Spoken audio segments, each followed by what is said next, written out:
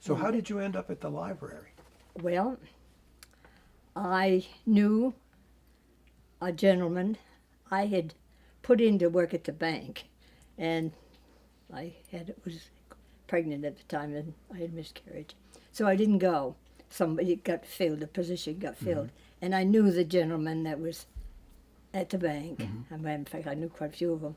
And he called me and he said, Polly, there's an opening at the library. Would you like to come over? Would you like to have it? And I said, sure.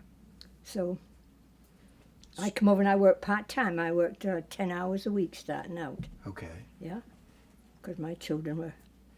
And were you the librarian then, or were you like the assistant? No, I worked with the other lady, Ms. Mrs. Jenkins? Jenkins. Okay. And then there was a lady, Natalie Lindsay was an elderly lady. She had been here for years too.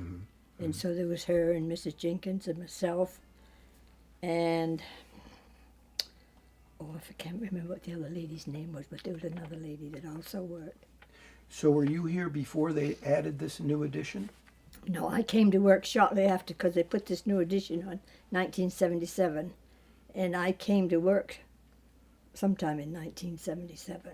Okay. Yeah. Okay. Yeah. Yeah. And so, since Ms. Jenkins, everybody's been talking about her, what was she like? Very wonderful person. This was her life. She loved the library. No, this was just, and she was a marvelous person to work for. Yeah. So she taught you the ropes. She taught me the ropes, and then I took courses through the Maine State Library, Okay. and we'd go to different meetings, and because I know at one time we had a pictorial history of Lincoln that we had done, but we had gone to Machias to a workshop, and they showed us how to do it, and we got the equipment, and I used to go to the nursing home, and if somebody was having a meeting or something and wanted a speaker, I'd go and show those slides. I had 100 neat. slides. Uh-huh. Yeah. And do you still have them, or are they? I sort of have a copy, but We do. Yeah. you do have a... We do? Oh, good. Yeah, Good. yeah. So when did you become a librarian? Isn't that something I can't really... I worked I worked here 20 years. I was librarian 13 years. 13 years. And I got done in 1990. All right. So, 87. yeah, 87.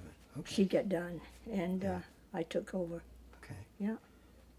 And what was your biggest challenge? Oh, you were just thinking, oh, good grief, can I do it?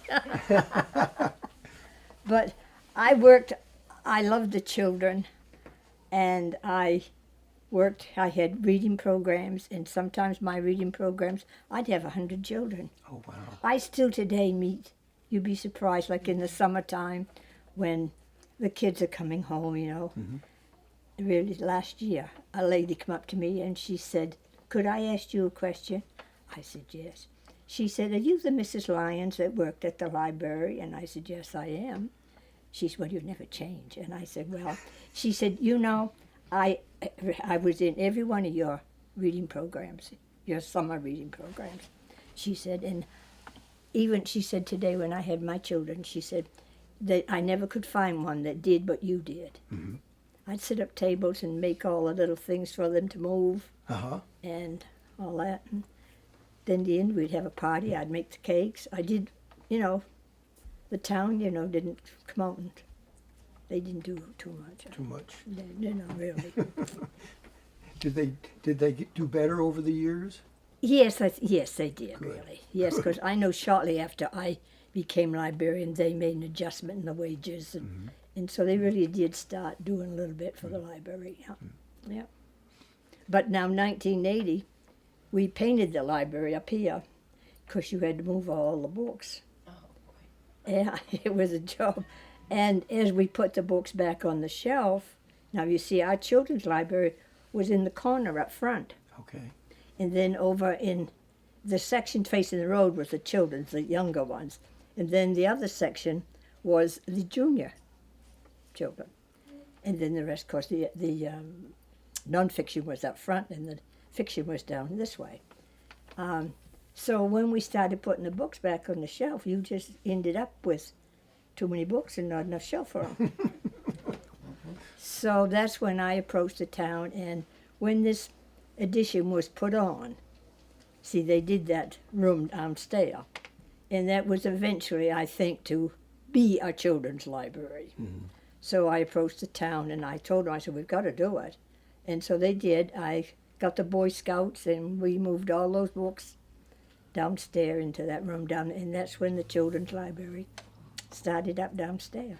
So was the downstairs originally unfinished? Is that No, it? it had Penland on the wall. It was all Okay. fixed up nice because we showed movies there I see. every week, and then lots of times people would have meetings here, and then I've showed my slides many times down there in the room. Yeah. So yes, it was. Yeah. And it's going to be, at least the one down directly here is going to be multifunctional again, the youth room again. Yes. Yeah.